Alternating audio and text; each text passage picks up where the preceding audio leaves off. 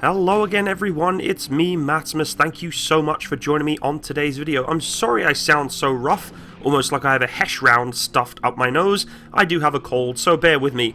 Today, we are looking at Battlefield 3 Thunder Run mission. Yes, you guys have been asking for me to look at this particular mission for quite some time. We recently did a video on the Call of Duty's Ghosts tank mission, which, for the record, is one of the worst tank missions I've ever played in my entire life. It's just horrible.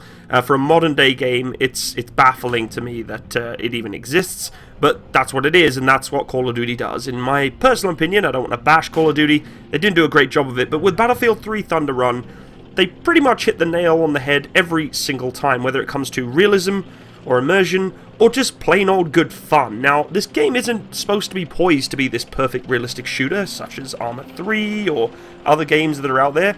It's there to be an arcade game. It's exactly what it's supposed to be. But the good thing with Battlefield is they have a very good way of compromising between arcadey, fast-paced shooter to having a little spice of realism and immersion in there. And to me, Battlefield 3 did it right every single time. In this tank mission, it's probably the most enjoyable tank game of arcades that I've ever played in my life. I loved it, and when it first came out, the hairs on the back of my neck were standing up. It was a fantastic mission. I loved it, and I still, to this day, play it now and then when I can. But today we're actually going to look at the intricacy of the mission itself and look at the kind of things that they did get right, and some of the minor things that they obviously have got wrong as well, because they're not perfect. Of course, no game is perfect. And I want you to join me and share in this experience of how great this mission is. So, let's get straight into it.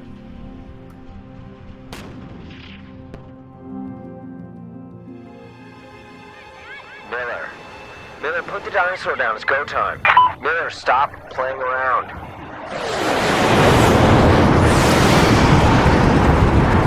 I'm gonna be alright, Miller. Hey, put me back in time for his birthday. So let's start off with the setting of the scene, or the setting of the basis of this mission. It starts off, you're crossing the open desert in a platoon/battalion of Abrams, and they look absolutely stunning. The visuals of Battlefield 3 have always been very good, and the same applies for Call of Duty, of course. Visuals are very, very important for games nowadays. They've got to look pretty. Battlefield 3 nails it, not for just looking pretty, but looking accurate and realistic too. They don't cover the vehicle in decals and stupid slogans and art and, you know, graffiti like the other Call of Duty's game do. It just looks like a tank crew, and the way a tank crew should look like, and the way in which the vehicles would be outfitted. Rucksacks on the side, spare road wheels, idler wheels, all that sort of stuff. It's all there. The crew helmet looks beautiful. You know, it's got his last name on the back. He's got a schmag wrapped around his neck. These are all the kind of equipment that you're going to have as a tank crewman, whereas you look in Call of Duty Ghosts, we notice that infantry soldiers, for some reason, are inside of a tank hull that looks nothing like a tank hull. Now, there is a particular part of this scene that a little bit triggers me, is the CITV, or Commander's Independent Thermal Viewer, is rotating in its housing. Now, you are currently playing as Miller inside of this M1 Abrams, and unfortunately, because you are a commander, you would be the one operating that CITV. Now, I'm not aware of if the gunner can actually operate the CITV on his own. For the most part, though, the gunner is operating the Abrams turret, looking through his own independent sight, scanning the horizon. The CITV, or the rotating housing that you're looking at right now, is rotated by the commander inside of his cupola to actually be able to scan and observe targets and then designate them to the gunner. So it shouldn't really be moving if Miller is on top looking out over the top of his 50 cal. But not a big deal, still looks really, really good.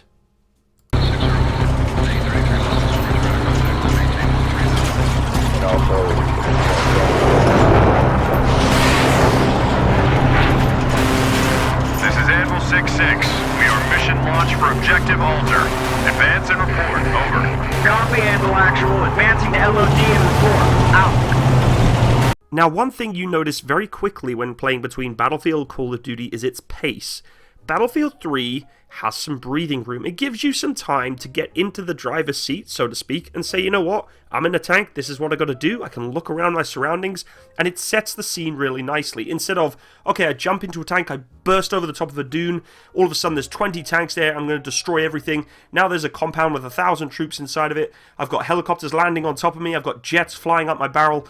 It's too much. Right now, though, this is building up nice and slowly. It's giving you a bit of time to kind of adjust and look around and actually, you know, immerse yourself into this scene where you are part of this tank group moving forward. It's not, you know, 20 tanks side-skirting across your arcs and, you know, they're traveling at Mach 10 like they are in Call of Duty Ghosts. You're traveling at a relatively accurate speed. You're getting good radio communication or comms chatter along the line. They're using the correct call signs. The F-18s flying through looked very, very nice. The ambience of the sunlight is a little much, but that's pretty much throughout all Battlefield games. They like to put that kind of glare, that flare on the screen. I don't mind it. Some people really don't like it. It gives you that little bit more sort of ambiance, I say. But the smoke in the distance, again, this is a true battlefield, right? So the group is probably advancing onto a position that has been absolutely annihilated by the Air Force prior to getting there, which is the way it should happen, like we saw in the Iraq and Gulf Wars. And that's kind of what they're pushing for here. And you'll see scenes in this particular situation and in this scenario where they're almost just like the Iraq and Gulf Wars, which might upset a few people, kind of relating it to a realistic setting, but I personally think it's a fantastic way about doing it. It gives you a bit of an understanding as to what real tank crews went through during that conflict, and it's just a really fun setup. It's kind of priming you for, you know what's coming. You're going to be engaging tanks, you know you're going to get in some heavy stuff, but it just gives you time to breathe, and that's something I enjoy. Instead of just being thrown in the deep end, all of a sudden you've got 1,000 tanks rushing you, helicopters, planes, jets, infantry, whatever else it may be. It's nice. I like it. Solid copy, Anvil Actual. Miller, stay in your lane.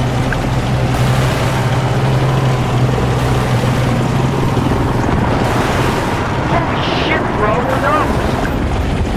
It's like the Soviet BM-21s. That rocket already inaccurate, but fuck with it. You're damn they get it right. All call signs, this is Anvil Actual. Scouts report PLR tanks ahead. That's why we came here. Miller, you here? Stations. Roger. Driver, move out. Load to report. We're good to go. My chief man focused you. Okay, we're Redcon 1. Okay, so the background setting is really nice. BM-21's launching multiple launch rocket systems up into the sky. Looks really, really pretty. The first thing that I kind of got a bit of a red flag for was the communication of, we're going Redcon 1. I'm not a US armament or cavalryman. I am not aware of that saying ever coming into play. If it is something, please correct me, but Redcon 1 sounds kind of strange. Maybe that is a battle prep procedure for tank crews, or a battle status of which tank crews set up. Never heard of it myself, seems a little strange.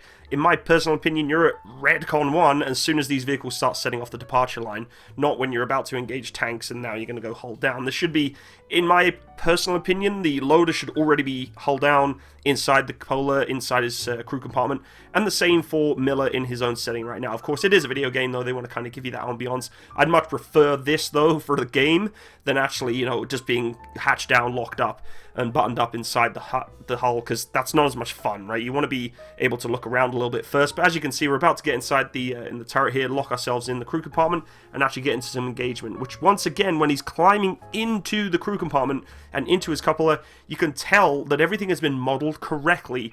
You know, the CITV site, his own commander's data plate panel there, it's all looking very, very realistic and really nice. Anvil 3-1 and 3-3, any visual yet? Report. Out. Negative, nothing yet. Okay, everyone we see ahead of us from here on is enemy.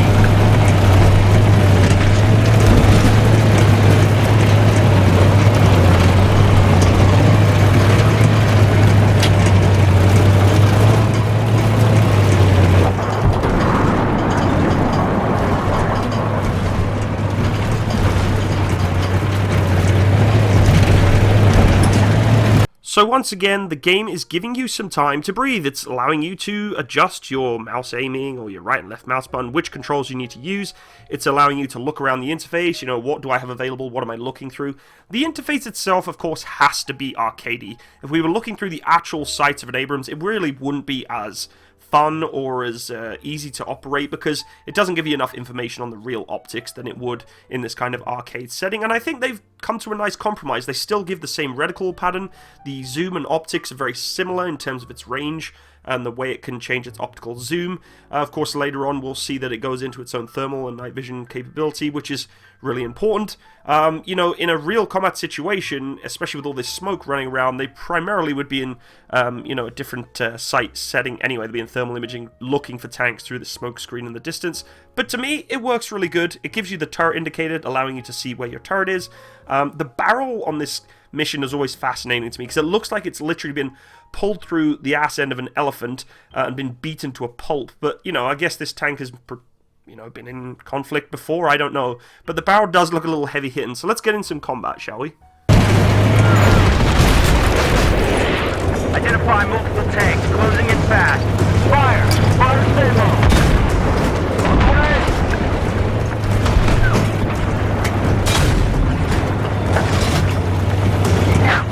All landfill victors maintain advance. Scan and identify. These guys are well trained. They're not breaking range. You rock, dude! They got us zeroed in! Target! Identify last tank! Fire! Fucking A, Miller! So honestly, this combat situation is pretty realistic. You've got tanks charging across from the right flank, trying to give a bit of an ambush to you. You can see those tanks are in a hold-down position. They popped over the berm and lit us up. Now, them advancing like this does seem a little suicidal. I mean, it's suicidal in general, coming up against an Abrams like this. But them keeping going like that is a little risque, to say the least. But I guess they're trying to capitalize on that, trying to use that main gun and get as much penetration as they can on the Abrams from that right flank. As you can see, gunnery skills here, just blasting these tanks left, right, and center. The one thing that does upset me a little bit about this mission is that you are classified as both the commander and the gunner. Now, in the game, it would have been nice if you could still be Miller, you could still be the commander, but you would transfer into the gunnery role whenever it came to it as the gunner.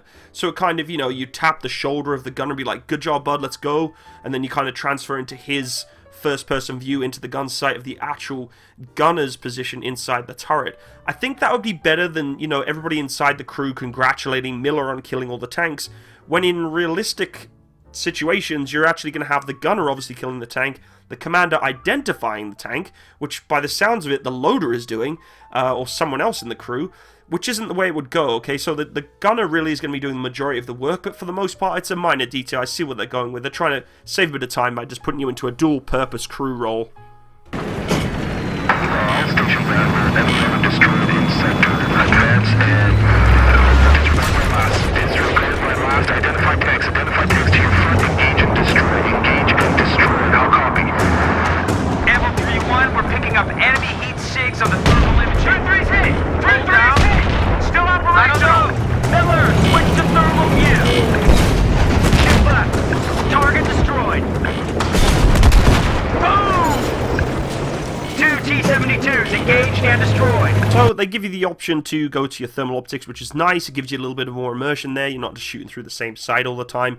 It would have been nice if you have the ability to, you know, engage from further distance than, say, 300-400 meters. So you have a little bit more, you know, challenge in engaging those tanks with this reticle and actually trying to put that round on target from distance. But again, they have to compress the mission into a certain size. Trying to do that could add, if you're really sucky at the game, an additional 5 to 10 minutes. So I like the way they kind of at least gave you the opportunity to kind of see, you know, in a real tank battle, there's going to be dust and smoke anywhere, especially in the desert. Dust plumes are fired all over the place as soon as you just drive, let alone fire. And it's very hard to see through normal optics that way. So it's nice that they gave you that tidbit of being like, hey, just so you know, in a real tank battle, when you're going against tanks, they're going to see you pretty easily through this dust with specific optics. Now, the enemy forces that were engaging in this particular mission, some of the vehicles look like they had that kind of optics, some don't. You can see that we were just engaging T-72s, and before we're looking at sort of T-55, T-62. So, again, it's giving you that variance of different vehicles instead of, you know, in Call of Duty or some of the other games out there, they've got these random-ass tanks that are just completely irrelevant to the battle space. You know, all of a sudden we're, for some reason, going up against, you know, a Leopard, or, you know, the most random tanks that the other tanks won't go against. You can see in this situation, and you know the scenario of Battlefield 3, the tanks are relevant to the battle that you would be engaged in, and of course, the Abrams are kind of stomping them. It would be nice, too, to have a little bit more damage control, you know, when it comes to a round actually hitting you, whether it be your armor plating falls off. There's a damage model that will only give you so much, you know, reactive armor to the front and the sides, and once that falls off, you have to either replenish it or repair it. It would have been nice to see if that's an option, instead of just, you know, a buzzer in the background all of a sudden. Everything's good, we're just going to keep rolling, you've waited your cooldown period. It would be nice if they could have done that, but again, it comes down to timing. Nice work, 3-4. Apple 6-6, this is Apple 3-4. All enemy armor destroyed. Continuing with mission. Good copy, 3-1. Bound up to next checkpoint and report. Out. Top of that ridge, Apple 3-3, copy? Incoming! They got us zeroed in! Incoming, all Anvil stations, hold. Line formation. I say again, line formation. Wait for further, out. All Anvil elements, this is Super 1-1, orbiting above you now. Catching it in. Now, as you know, I do love my artillery, being the fact that I am in it, and I love it when games get it right. When you look at this particular scene and the rounds landing and splashing onto the ground, it looks outstanding. The dynamics of the round landing look really good. They're big, heavy-duty rounds. I'm not too sure if they're trying to counter this, you know, artillery being launched from rockets with this kind of setup. It doesn't seem like a rocket attack whatsoever. Seems like a sort of indirect heavy field gun kind of setup. However, it still looks really, really good when those rounds are landing. And when you look at the scene, you think, okay, if I was in that tank, I for sure, I'm not going to be moving forward. I'm going to stay exactly where I am, be buttoned up. But they got it right. It looks good, you know, and they thought about it. They thought, well, we're not just going to continue driving through the artillery, which most other games would do. We're going to wait, and we're going to set up a drone to see what's actually engaging us. Of course, the tanks have kind of stopped short, which again, in-game is smart.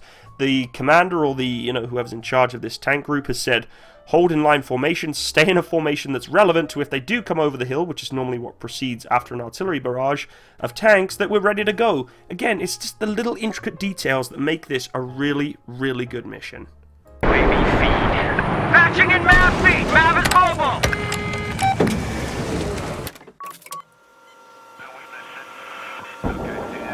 Anvil 3-1, that rocket battery is your primary target. Cass is on station. Roger, Anvil Actual. Standing by for gun run. Look at that fucking bee, huh? Okay, Miller. Lace the target. Anvil 3-1, we want your spot. Cass inbound in 5 seconds. Stand by. On to. Here we go. Super 1-1, Bulldog 3-3. Sortie complete. BDA minimal on enemy position. We are bingo and egressing out. Over. Now, this part of the game is really interesting because, again, it gives you something else to do than just be in a tank group. I like the fact that the tanks are actually where they're supposed to be and are stood in position like you are actually in-game and not just continuing to move forward. It does seem a little strange to me, though, that the rockets are being launched from the BM-21s from long range here, but that's what I'm trying to say. I'm not sure if the artillery that was landing in front of the tank group is the artillery that's being launched from this position, because clearly they're too close in range to actually do that. Who doesn't want to be lasing a target for A-10s to do a gun run? I mean, literally, it's amazing. It's a little strange that the A-10s do the gun run, annihilate 2/3 of the area, but then leave the key thing that we're trying to destroy. But that's okay. Not a big deal. I see what they're trying to get at. You know, the key objective is still going to be there. They want to showcase those A-10s, put a bit of firepower down onto this position. It still looks outstanding. They've done, again, everything just about right. When the A-10s are coming in, they're doing their gun run, they're popping flares once they pull out and egress away from the target area, flying out and off they go. Looks outstanding. Really well done. Flares get popped, off they go. Another gun run, second line of 30mm running down there. Looks really, really nice when it comes in. And again, the A-10 pops some flares, and off she goes, ready to do some more action later on. The BM-21's still firing. The one thing that triggers me is that the A-10 does fly in the flight path of those rockets being launched. You would expect the A-10s to probably come from the same direction as which you as the tank are facing towards those missiles, and then kind of cross angle so that you're not actually in the flight line of the, you know, the missiles and in the vicinity of putting 30mm accidentally on top of your Abrams. But still, the scene is done very, very well, and I think it looks really nice. Roger that, 3-1. We'll advise Ultra 3-4 and Source alternate for immediate re-attack. Break. Anvil Actual might have to pick up the ball on this and adjust to attack the BDM position. Out. Loading heat! All Anvil Victors commencing charge. On my mark. 3, 2. So this is a great scene for the loader. In terms of the crew compartment inside the turret, they focused on only the key attributes for detail. They don't have to have all the detail there. They've covered everything else quite dark. He's transitioning in that round out of the loading port there with the blast bay doors and into the breach really nicely, as if a real loader would. The breach locks up like it would. He's doing the correct thing with the safety handle there and saying up, which is the correct way of actually saying that the round is ready. Really good. 1. Mark. Driver, move out! Full throttle!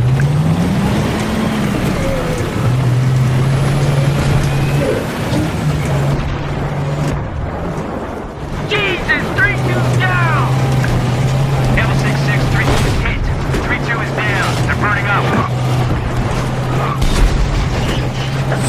So we can see in this scene that we're actually engaging the compound now, and this compound is a realistic one. It has HESCO, it has berms, not these gigantic 20-foot concrete walls with massive towers. It's a realistic setting on which you're engaging a compound or a battlefield position that's been hastily or even deliberately prepared, instead of these, huge fortifications which just aren't realistic and they're just a huge opportunistic target for the Air Force. Whereas this looks like it's been hastily constructed post-bombing. You can see the smoke in the background, and in this position you can see they have tanks on the berms in hull down positions, making it difficult for you to engage as a player, but the tanks are actually launching anti-tank missiles from the barrels, which of course we know Russian-capable tanks are able to do.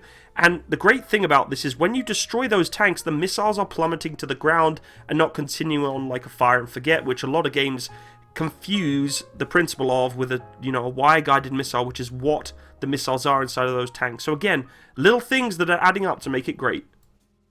All Victors, maintain assault! Maintain assault! Identify multiple BMDs. Identify multiple AT launchers. Identify troops.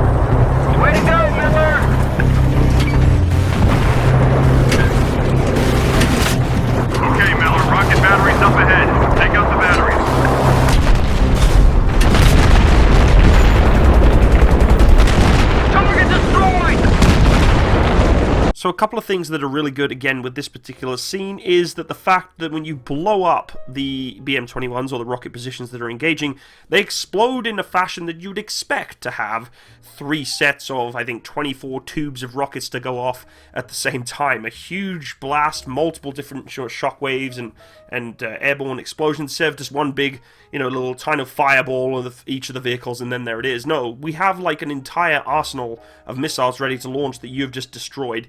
I must admit, the loading time of which these BM-21s are loading those rockets is pretty impressive, considering almost 2 or 3 minutes ago they had 0 rockets left and they were to reload those stacks so quickly. But I'm really really nitpicking at this point. This is ridiculous, The realism is really there, and for me, it appeals to me. It just makes it more fun. I don't have to shake my head at the game and be like, what were these guys thinking? Now, to the people who aren't aware of the realism of specific military equipment or the way things work, it doesn't really matter, but for many of us who especially are now accustomed to military games throughout the ages, and they've increased the realism of the games, we start to notice these things. One other thing that does kind of upset me is the fact that all the vehicles' heat signatures are the same, which means the entire vehicle has a heat signature, which of course, again, being nitpicky, the real situation would be that the vehicles would only have, say, the engine block and the wheels and the differentials a little hot. Everything else would be pretty cold. But again, that's just minor stuff. When you're engaging the infantry, you know, you're putting that coax down onto the troops. You can see the blood splatter. They're hitting the ground very quickly, you know, the kind of fumbling and tumbling sort of thing. It looks really good. Instead of, again, in some other games, you shoot the infantry and they just turn into a pancake, and that just looks ridiculous. So the little tiny details and the graphics they put into even the animations of the infantry looks really good. Secondary! Oh, fuck that shit!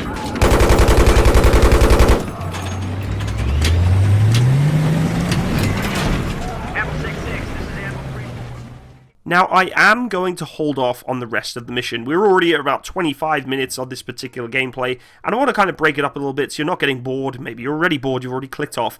But I don't want to keep going into the rest of this mission, because we're about to go into the highway setting of this particular mission, which is just as fun as the sort of open tank gameplay that we still have to finish the tail end off here. But stay tuned, folks, for the rest of the Thunder Run review from myself.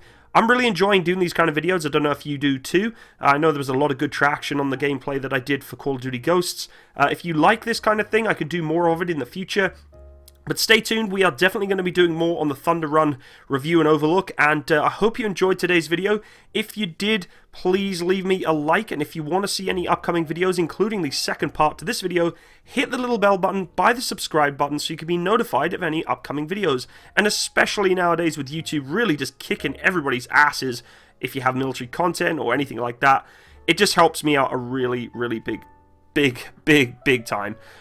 Also, if you want to support my channel, you're more than welcome to go check out my Patreon page. It is in the description box below. And thank you to every single one of you who have been donating and contributing towards that Patreon page. I really cannot thank you enough from the bottom of my heart. It really does help me improve the channel, get new equipment. I'm actually looking at trying to get a new microphone because this one is starting to do some strange things.